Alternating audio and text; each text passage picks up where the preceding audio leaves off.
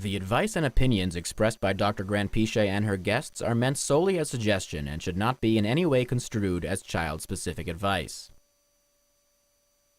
Dr. Doreen Granpeesheh is the Dr. Doreen is an expert in autism. Doreen Granpeesheh. Dr. Granpeesheh. Dr. Doreen Granpeesheh. Dr. Doreen Granpeesheh is a visionary in the field of autism. Now you can ask her questions on Ask Dr. Doreen.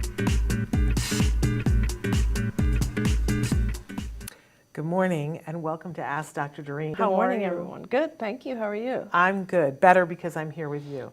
I'm thrilled and excited to be here with you guys. We're live right now and we're going to be live for the next hour talking with Dr. Granpeesheh and having her answer your questions live, which is an amazing, I'm so grateful. Oh, thank you. How grateful I am that I get to be here and that we've started our 14th year of this. We've been doing it for a total of 13 years. It's amazing. And to be able to sit here and have you answer questions for all this time has been one of the great privileges of my life. Thank you, Shannon. Thank you. It's been my honor. It's been such a good opportunity to be able to help people. And yes, and to be with all of you and to hear your questions as you are on this path that I have so much respect for.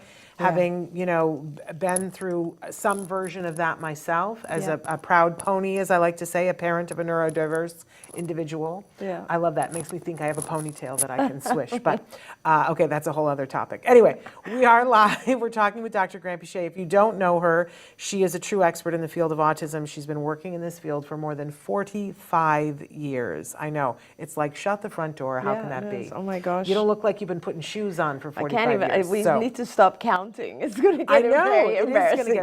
When she's been doing this for 112 years, and people will be like, "What? How can that even be?" But it's true nonetheless. So she's here. She has a beautiful mind. She loves to share what she knows, which is so much. So we encourage you right now to be writing in whatever platform you are watching us. Now, today we're on different platforms, and we've been struggling with some technical issues, but our Chris Desmond is fabulous. He's the captain of the ship right now and getting us on as many platforms. I can see I'm on our Autism Live YouTube channel, and I can see Maggie and Andrea are there, and we are live, I know for sure, on my personal Facebook page on Facebook, and I believe that we are also live on the Ask Dr. Doreen YouTube page. Hopefully, if Maureen is watching, she can let me know. Text me if there are questions there. I'll try to switch back and forth. This is why I look like I need a desktop. You have a lot of technology today. I do, but it's all good because it's in service of talking to you guys, which we absolutely love. A couple of housekeeping things that we got to talk about. We are less than 2 weeks away from a big event. Do you want to tell them about the event? Yes. So some of you know that we founded a nonprofit organization almost, I think, 20 years ago. Wow.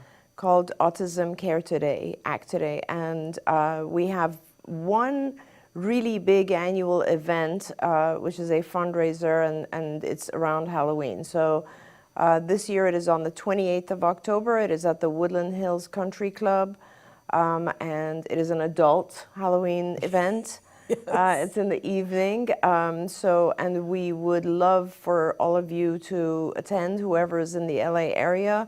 You can find information about it on allgoalsgala.com.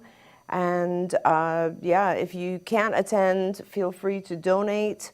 You can buy tickets for lots of other people who want to come. I think the tickets are really low priced. We specifically did that so that it wouldn't be an obstacle for people. Well, you specifically did that. We fought you on that, and we were like, no, we want people to be able to come. We want people to be able to afford it. And and the thing about, I was at another fundraiser last night, and I think I have to say I'm really, really proud to say that what we collect at ACT goes to children. We don't use that money for other things. There's not a huge organization here that ACT pays for. It goes to families, and it helps families in a lot of different ways. Like, we fund everything from fencing to make a person's house secure so the child doesn't run away, helmets for children who are self-injurious, iPads to help accelerate communication, or even AUG devices in some cases. We've also even paid for medical bills, labs. Right now, we just did a huge period of time where we were funding co-pays. I think we still are. So insurance co-pays, so you can have higher levels of, let's see, speech or OT or ABA, all kinds of stuff. Yeah. And the funds go directly to your service provider. So we really encourage people to help us raise money. Yeah. So that we can help more families. There's a huge need out there. Absolutely. Yeah. It is an open grant phase right now. So if you are in need and want to apply for a grant, you go to act-today.org to apply for a grant. But I can tell you there's already been thousands upon thousands of requests this month. Yeah. And there's Yeah. no possibility, unless it's one hard. of us won the big Yeah. lotto, which I didn't, darn it, to fund them all. But the more money, the more grants get funded. So it is a great cause. So tell people about it, donate, do whatever you can. I was saying yesterday that if nothing else, we all order things from Amazon. You can go on the Yeah. Smile Amazon program and choose Autism Care Today as your preferred charity. And Yeah. every time you order something from Amazon, it will give Act Today. It's a very small amount, but it adds up. It Oh, it totally does, yeah. adds up. Yeah, for so sure. while you're doing your midnight shopping on Amazon, as I have been known to do from time to time, you're helping kids around the country be able to have iPads, safety, and quieting a parent's fears. So please participate. I'm also saying good morning to Autism Journey with Elijah. I'm so glad you found us on YouTube. So thrilled that you guys are there.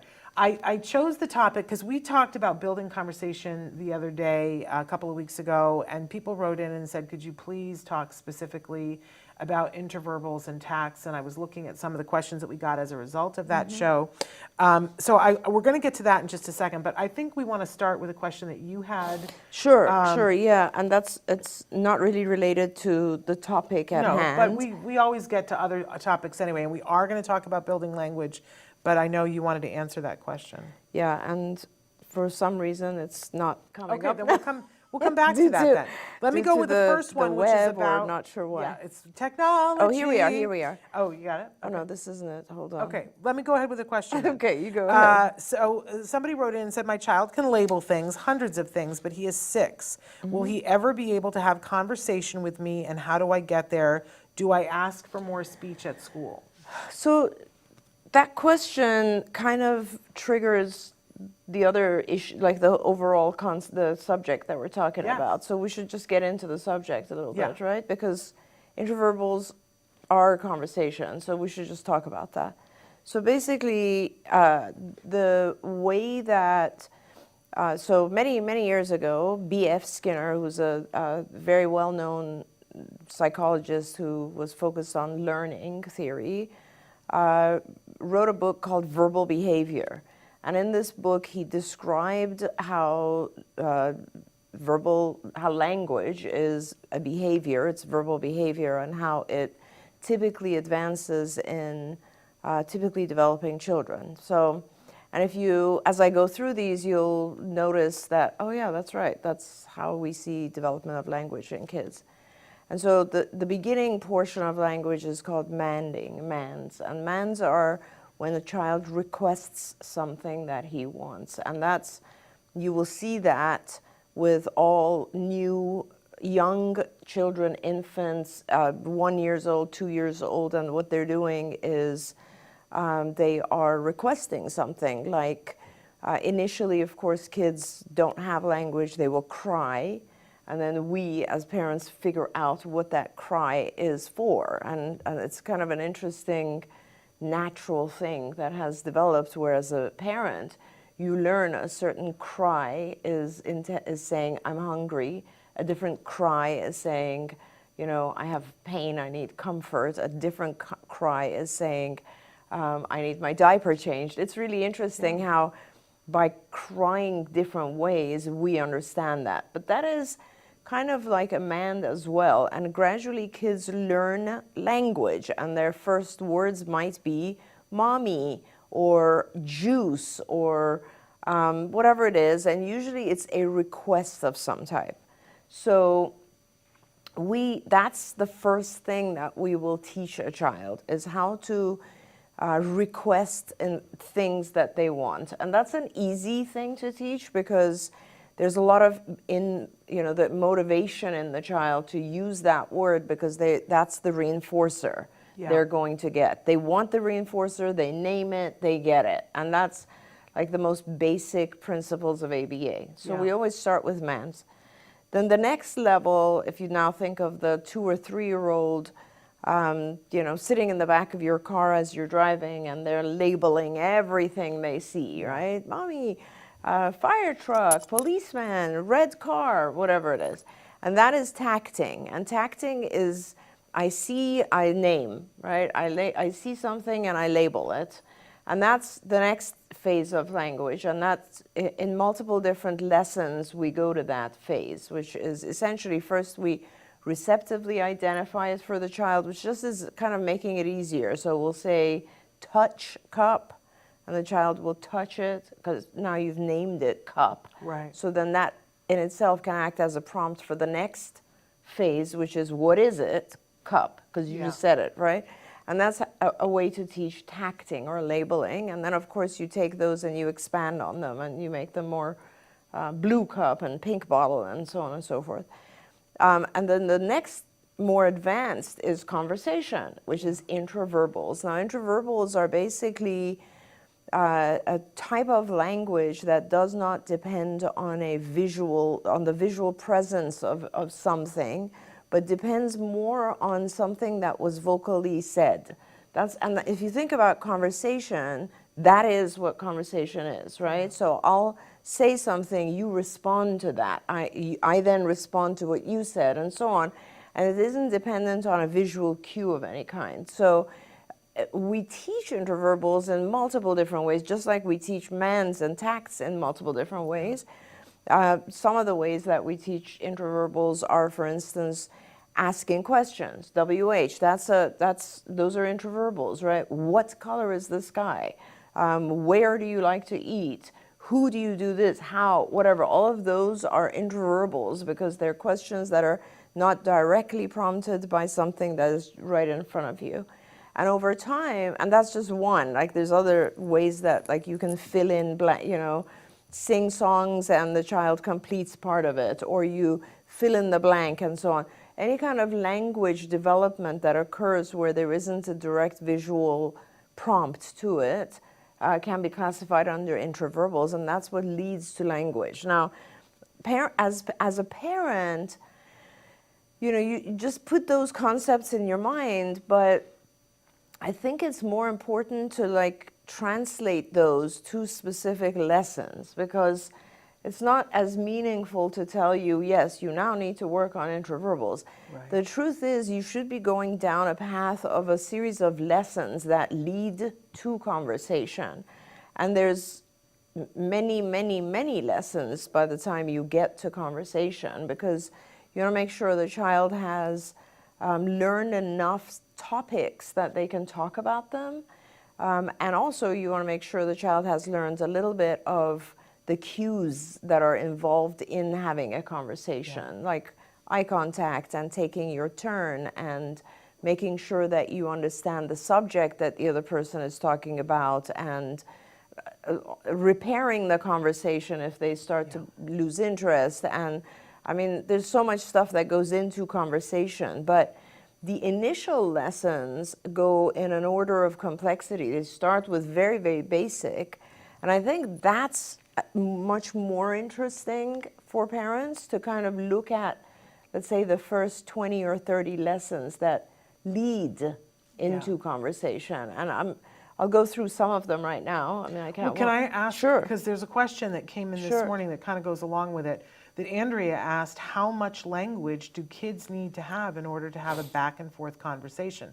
My 4-year-old will answer simple questions, but he doesn't ask questions or have a back and forth conversation. And that goes right to what you're talking about.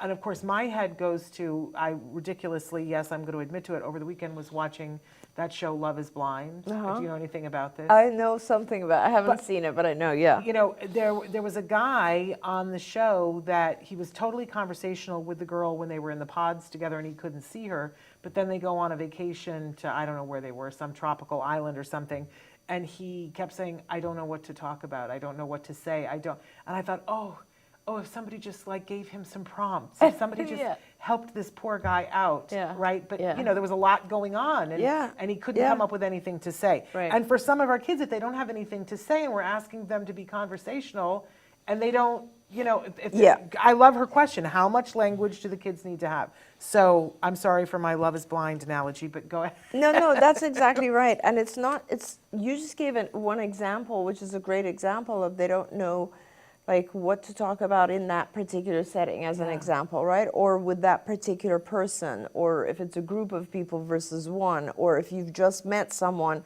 as opposed to you've known them for a long time, or if they're your age as opposed to a different, I mean, there's a million things that we automatically learn when we're growing up. But to go back to the beginning, you'll start with a series of language lessons that are just mostly mans and tacts are where it's at. Like you teach a lot of different types of, you know, so first you'll identify all kinds of objects, right? And then you'll identify actions. So verbs, people running, cooking, sitting, sleeping, eating, whatever. And then you'll try to add description types of words. So whether it's things that are adverbs like, you know, faster, slower, whatever, or if they're adjectives like colors and size and all of those types of things describe objects. Now that you have had all those multiple lessons that I just listed, you kind of put them together. And now you get to a point where the child can actually say, that is a black truck, or that is a big black truck, or so you're starting to give them descriptive language, right? Now you start to do lessons that are that gets the child focused on what you're saying as opposed to the question you ask them. So if I ask a child something like, what is that? That's easier for the child to respond to than a lesson that we had called statement, where I'll say a statement and I want the child to say a similar statement, not to answer me, but to say a similar statement, right? Yeah. I had toast for breakfast and the child has to decide what they had. Right. So now you're starting to give the child the message that what I say is not always just a direct question, but it can also be the same type of thing you want to say. That then begins to prompt the child. There's another lesson where, you know, observational learning, where the child, whatever questions you ask the child and the child doesn't know the answer, you teach the child to actually ask questions to find answers to things. Now the child has the capability to describe things, make statements that are similar to others, ask questions, you know, so there's all these different lessons. And by the way, you've also added in things like that are just interesting, right? Like community helpers and what they do, or places of interest and what happens there. And through this process, obviously, you also get to know the child's interests, and you come to realize that there are specific topics that the child likes to talk about more. I mean, there's such a journey before you get to conversation. Yeah. And then you do like play dates, let's say, and now you have the things of interest, and the child has already learned how to make statements, ask questions, be descriptive, etc. And you've taught them in a separate part of the program turn taking and sharing, and perhaps you've also taught the child how to pay attention to other people's reactions.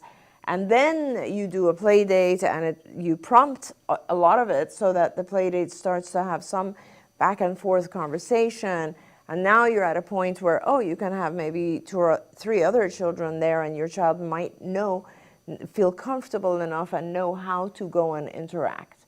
It's a lot. It's a lot. And it's not something that happens often. It doesn't just happen on its own. There are some children who are just so motivated to interact that they pick up all these skills very fast and use it to interact. Yeah. But a lot of kids, like, they don't understand the purpose of social conversation. And so you have to kind of practice all of it until you get to that point where they're comfortable with it. The horrible thing about this is when you're a parent and you're worried and you don't know what the end of the story is, you don't Yeah, know that your child yeah, is going to be able to yeah. speak. I can speak to the fact that the whole time when we were teaching this, I was anxious. I was like, okay, he can Is he do gonna get this? he can Is he do gonna get 3 that? volley Yeah. back and forth, that I say something, he says something, I say something, right? We can do 3, but can we get to 4? Can we get to 5? Can we get to 6? You know, I was so constantly worried about it. But it's funny, now that I know what the end of the story is, I look back and I think about how much fun we had while we were working on these things. How much fun that, you know, you guys would give us an assignment, and I remember when you guys gave us the assignment that we were going to start working on action things, and back then you didn't have all the stimuli that's available now. Right, right. And so we had this lovely little Kodak camera that I could take pictures and I could send it off to the Walmart 1-hour photo and pick them up for our BTs. And so the task, they gave us a bunch of action words that we were going to teach him.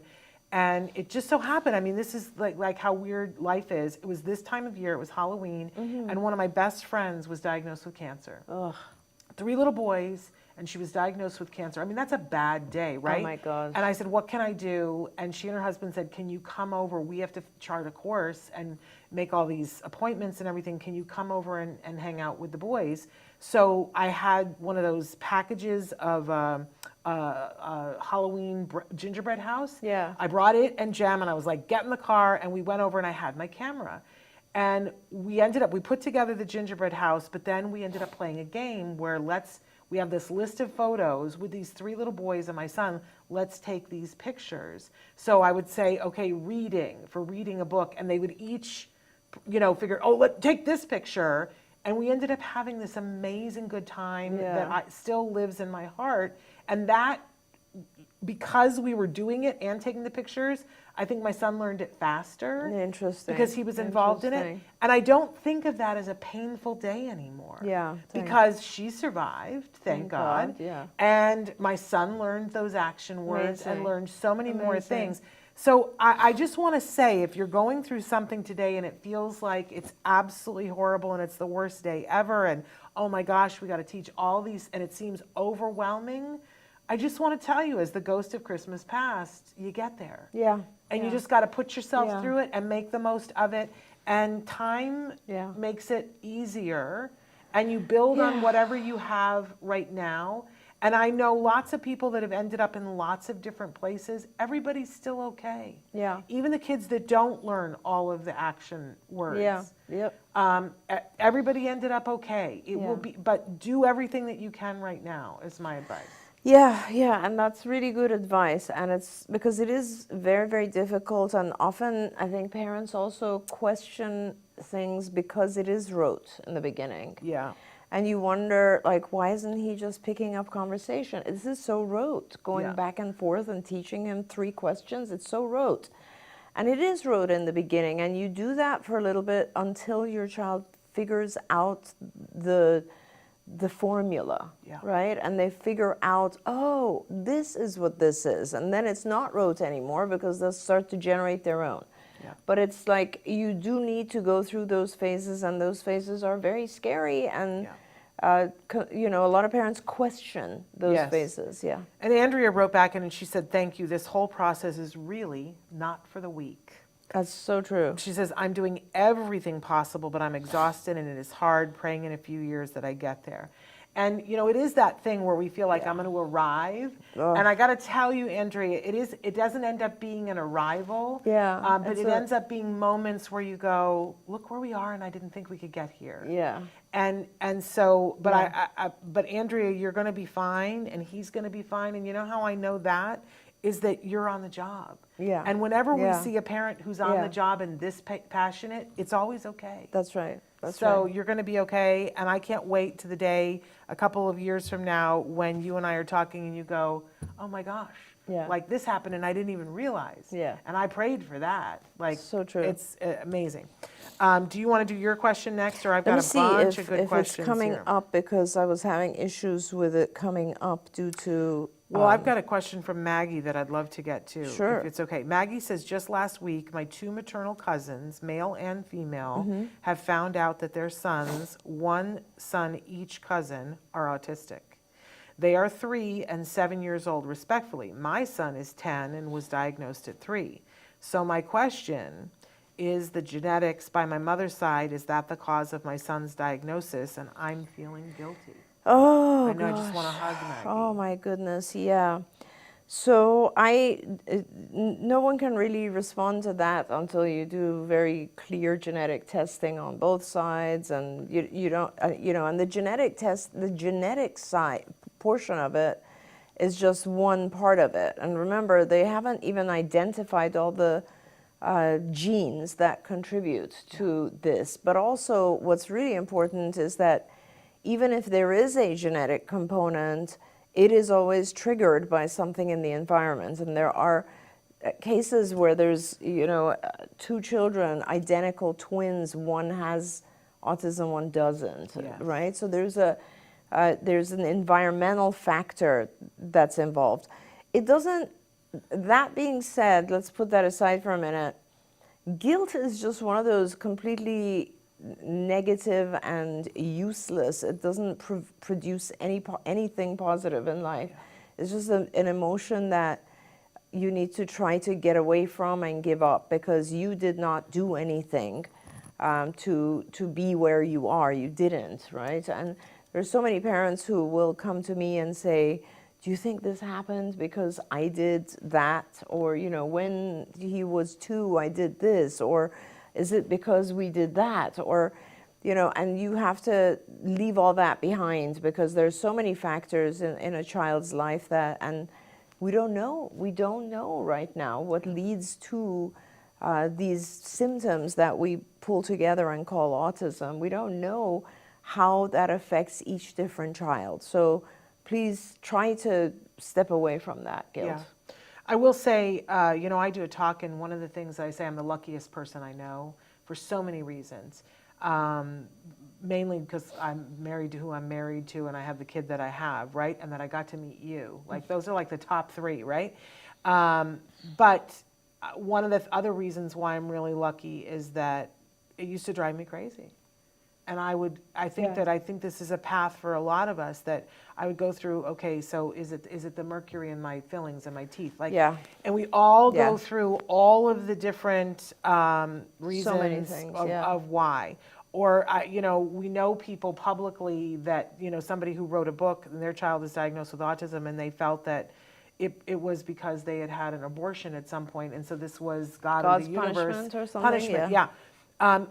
This is a very tender little bruise that a lot of parents have, that we try to figure out. So what was it? Was it me? Was it my husband? Was it his genetics? Was it mine? And we've seen marriages break up over it. But there was a day and a time when I said, I'm probably never going to know. This is not useful. Something is going on right now that requires and deserves my complete and total attention. I'm going to focus my energy on what to do now, not how did we get here. Yeah. Now, I do think, and in part of that decision, my husband and I also decided, like, on that day, that we were going to focus on Jem's autism, and that we were still, even at our advanced ages, we were still trying for a second baby. We wanted him to have a sibling. But on that day, we decided, okay, we're done in the baby making factory, because we were both old, let's be honest here. But for those of you who are thinking about having additional children, I think the question becomes different. Because if it's genetic, then what do you do? But I have to say that Dr. David Berger in Florida has been doing a study for many years, looking at, because we know that when a child is diagnosed on the spectrum, that I think it's something like the next child is like 17% more likely to have autism than any other child. But you really want to look at the studies that Dr. Berger has been doing, because he changes things in the mother's environment, and it is down to 0%.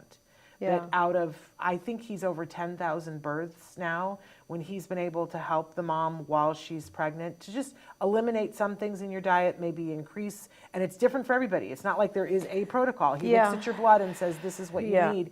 They have not had a single case of a child being born with childhood cancers, no juvenile diabetes and no autism in second children. That's That is amazing. statistically impossible. Yeah, that's insane. So if I were going to get pregnant with a child and I already had a child on the autism spectrum, I would be looking at his study.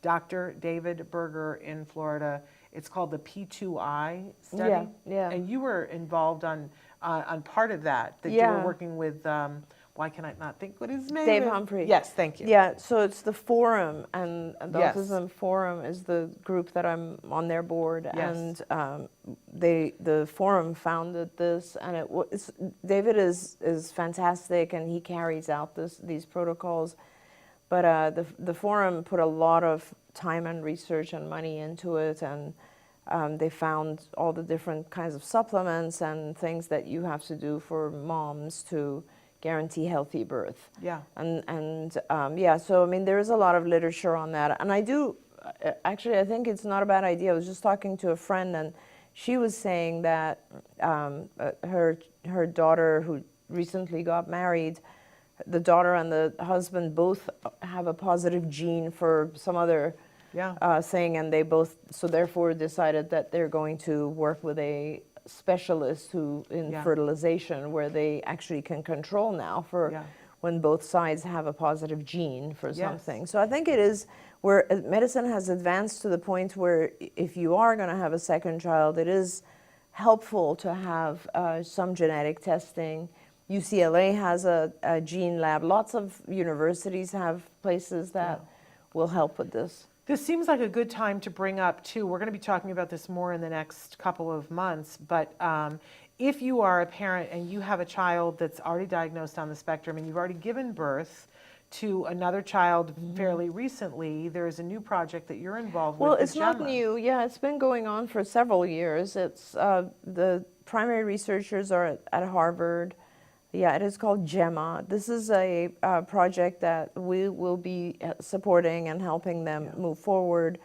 They were hopeful that they would, it's been going on since before COVID, right? Yeah. But COVID kind of put a dent in it because it was very, very hard for them to move forward. But now they have established ways where they are moving forward. And what they're doing is they are looking for newborns, siblings of children who've already been diagnosed. So you have a child on the spectrum, and then you have a newborn.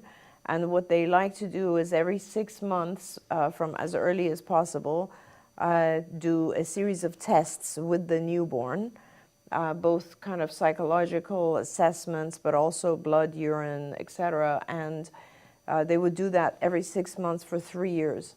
And so they're tracking the child's biochemistry and functioning. And that, of course, is very, very valuable research that will lead to a lot of answers for a lot of parents.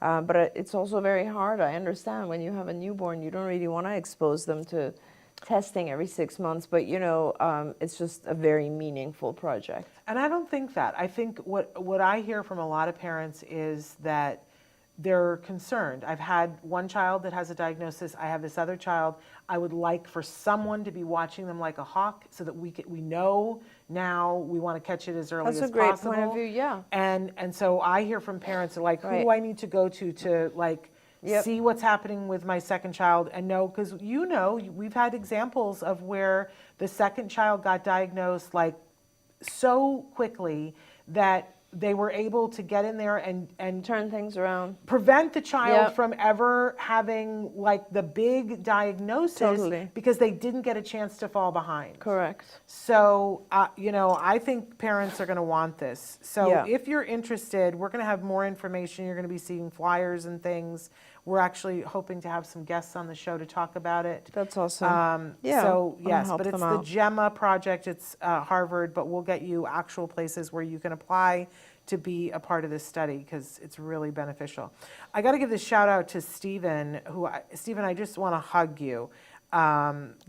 Stephen says, hi everyone. I would like to know if ABA corrects things not specifically covered in the session. For example, my son's short fuse is gone. His vacant look in his eyes is gone, and he doesn't spin himself anymore. I love that question. Yes. That's a really, really wonderful thing, Stephen. And yes, we hope that it does address all of these other things because I think what's happening is that your child is learning to connect with and communicate with people around him. And you have to realize that when we can't connect or communicate with anyone, we have a short fuse. We get kind of upset and frustrated because nobody understands us. When we start to phase out, right? Because we're not understanding what's going on. Nobody understands us, so we start to have that vacant look because we're like, what's going on? I don't understand. And we start to do behaviors that are going to stimulate us, like spinning around. So all of those types of things are, those going down is a side effect of your child learning to connect and communicate. And that's a beautiful thing. So it's wonderful, yeah. Thank you for writing that. Yes, absolutely love hearing that. Okay, do you have your thing up, or am I? I do. Continuing? Okay, so, let's go for it. Okay, so what it said, and I took a picture this time so that I wouldn't You're lose so it. smart. So basically it says, it's from a parent who wrote in and says, I don't know if this will reach you, but I'd like to talk to you about this. What is fair? My daughter has attended CARD for several years now. Several months back, we were notified that CARD was sold and was declaring bankruptcy. Then we learned, without explanation, CARD was bought back. In this process, my daughter has had a major disruption in her services. First, there were no therapists to give her the hours she was entitled to, and then I was told that the insurance authorization didn't go through in time. Or it was a new system. I really don't know. It has been about a month now, and I'm beginning to think I need to search for another agency. And I'm happy that you wrote this, because one of the things that I don't like is when we don't do a good enough job of explaining things to our parents. So I appreciate you giving me the opportunity to explain exactly what happened. So yes, I sold CARD in 2018, and unfortunately, it did not do very well, and over the last few years, I wasn't connected with CARD, and they did declare bankruptcy. I was very heartbroken to see that it is going into bankruptcy, and so I bid on it and was fortunate enough to be able to win the auction and purchase the company back. Now I've had, I think, almost 6 weeks. I think this is my 6th week having the company back, or this might be my 7th week. But what I have noticed is, yes, you are absolutely right. There are not enough therapists. There haven't been enough therapists, BTs, and we are hiring them as fast as we can. I've now really significantly increased the attention on both recruiting of BTs and training of BTs, and that's like my life right now, is how do we bring in more behavior technicians and train them as fast as we can and place them on kids, because we need roughly 800 behavior technicians. Like, that's how short our current staff is. In 6 weeks, there's not a lot you can do. We have hired over 170 BTs. Some of them won't make it, but hopefully a lot of them will, and you'll start to gradually see the difference on the cases. Now, that being said, we bought assets of CARD, right? Because when a company goes bankrupt, you can't buy the company. It's closed down. You can buy the assets of the company, which is what we did. And all of our payers, our commercial and Medicaid insurance payers, said, sorry, you gotta all file new contracts and you gotta sign new authorizations for every single patient.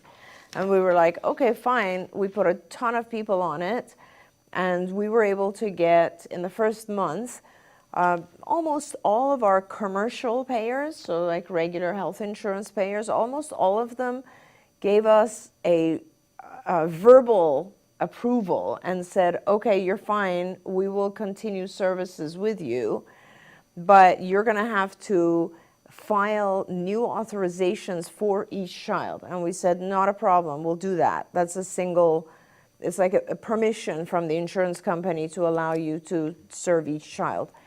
But that process of getting new authorizations is not something the provider does, it's something the payer does. They have to send you an authorization for each child. And until they send us the authorizations for each child, there's nothing we can do. Like literally, there's nothing we can do. What we decided to do is for all of our commercial payers, companies that had said, don't worry, we'll give it to you, we decided to trust them, which is kind of a crazy thing, but I didn't want to disrupt services for too many families. So we trusted them and we just continued to provide services. Medicaid said, hey, we're not giving you any kind of verbal guarantee, and you're going to have to file new contracts, which many are done thanks to the most amazing human being in the world, Bryce Myler. Yes. But authorizations have not yet come in. Now, I want to say every single day we get one or two more payers that give us authorizations and we celebrate. Yeah. And we immediately try to put those cases ongoing. But this is something there's nothing we can do about. You can, as a parent, call your payer and say, my child needs services, send her authorization in, please. Because this is not us, it's the payers. And as soon as we get the authorizations, I swear to you, in a week, we get them through our system, we get started. So I'm really sorry, because I know how hard it is to have your services stopped like that. I just hate it. And I wish there was more we could do. Like, I can't even tell you the entire first month, all we did every day, we were checking on authorizations. Like, we are pushing auths as fast as we can, and it's not in our hands. So this is like kind of upsetting, and I understand, but if you don't mind, before switching to another provider, just call your health insurance company and say, why aren't you giving an authorization to card? Yeah. They're ready to start. It's so hard because I feel like, the parents are, it's always terrible when there's a disruption, and it always feels personal. Awful. It's awful. And it feels like you're caught in the middle. This is a period of time, Yeah. and the alternative was that you would have lost the service altogether. That's what the alternative was. Yeah. So I think it's important that I want you to know, because I've been working with, I didn't receive this message, but now that I will, I'll be reaching out to this parent. But I've been working with other parents to figure out what can be done in interim and how to help them to call their insurance company and what to say and all those things. And one parent called me and said, why is this my job? Why isn't this your job? Yeah. And I said, no. Please know these people are staying up working until sometimes 1 o'clock in the morning, you guys. Yeah. I mean, I was on the phone with a parent on Friday and talking to one of our people. It was Friday night and it was 9:30 her time, and she was on the phone with me so that I could be on the phone with a parent in Colorado. Amazing. Like, these people are working around the clock to try to help Yeah. you. But we all know that, if a parent calls the insurance company, and they have a legal responsibility. That's your insurance. Yeah. They have a legal responsibility to you that they don't have to a company. Right. There's something called continuity of care, and they need to be, doing their due diligence to be helping your child. Right. Sometimes it's hard to know who's on your team, but I'm glad that you took the time to answer this question, because I think people need to know you're on their team. 100%. And I will tell you, like, I am one of those people that gets very frustrated when things don't happen fast. Yeah. So Yep. I was on this. Like, I was, first of all, very upset that the payers would not just continue our contracts, right? And they forced us to do all new contracts. Then we did all new contracts, which I was just amazed at how incredible our contracts team was to get all of that done. Then they're like, no, we also have to give you all new authorizations for every single patient. We have over 2,000 patients. So now it was a matter of calling every payer and saying, when are we getting our authorizations? When are we getting our authorization? They're doing it all the time, and the payers are in no rush. There's no rush. So I think you need to call and also help as much as you can. Yeah, it's, claim your space. Absolutely. But I'm glad that you wrote in, and I will look forward to talking to that parent later. I was Yeah. saying before, I didn't get that email. I don't know why I didn't get that email, but I will be following up with that email. Yes. As I do with them. Okay, I got to get to a couple of questions that Marina had sent in because I Sure. can't stand for Marina to be upset with me. Hi, I'm trying to teach my son who is 5 years and 6 months old to do social sharing. I want him to share things with us and other people. I mean the joint attention, to share what he's doing and to share what he's enjoying. But social appreciation is not rewarding for him. I keep prompting to show his dad and me, but he's doing it just for the sake of me telling. It's not rewarding for him. How do I make him do it? This is limiting his language as well. So, listening to that question, I'm not sure if you mean how you're defining the word share. Because share, to me, initially, I thought you're talking about, let's say, sharing a toy with another child. But then you referred to him showing you his something that he's worked on, which could be another way of expressing share. Yeah. Right? Yeah, I think, And those are- 'cause she says joint attention, I think it is more that. Yeah, so those are two different things. And actually, the one you're referring to, I think the one about like showing you something that he's done, is a very important part of development, and it's one of the symptoms actually of autism that we try to overcome. So there's a whole series of things that you can do, but as I said, this is one of those things where in the beginning it just feels very rote and prompted. Yeah. But I think the way to do it is just to remember that, let's say he wants something and you withhold that thing until he shows you what he wants it for. So as an example, let's say he's coloring something, and I don't know what your child's interests are, right?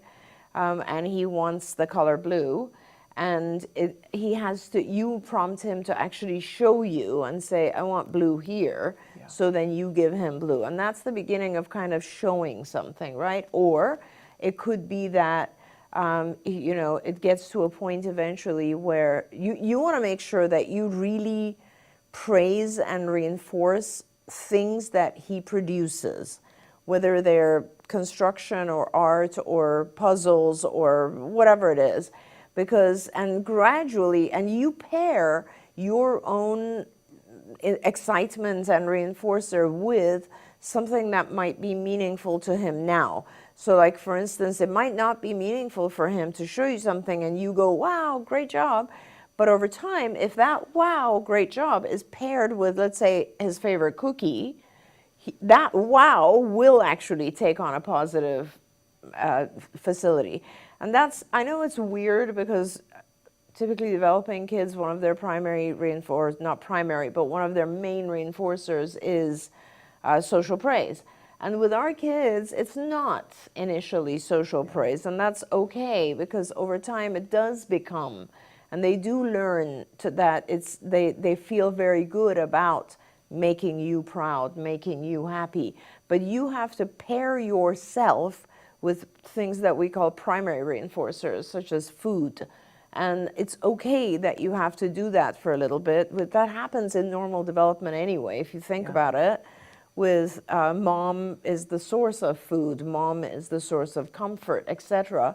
And think of it this way, like I always say, our kids go through a couple of years of not really being in tune to all those things that are happening, and that's okay. Your child is a little bit older now, but you pair yourself with those things that are reinforcing, and then you take on those reinforcing properties. And over time, then your child will just want your praise because it has classically conditioned to something that was reinforcing. Can we go back to something you said, though? You were talking about you deprive them of the thing. Yeah.